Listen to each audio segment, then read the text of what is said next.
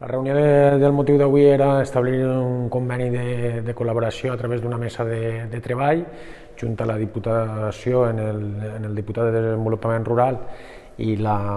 delegació del govern en el que va ser la implementació del pla estratègic del repte demogràfic del govern d'Espanya, que representa un 10% del pressupost del mecanisme de recuperació i resiliència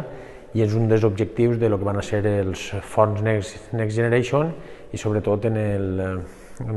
la finalitat d'establir vies de col·laboració per portar a la implementació totes les estratègies y les políticas marcadas en el plan. Sobre todo afrontar el reto demográfico, que es muy importante para la provincia de Valencia también, y entre todas las administraciones pues dar soluciones sobre todo a ese problema, ¿no? Y pues la vía del Gobierno de España y la delegación de gobierno es súper importante porque los fondos del reto demográfico del Gobierno de España y los Next Generation son una vía importante de que muchos proyectos que son súper interesantes puedan llevarse a cabo y dar un poco de esperanza, ¿no?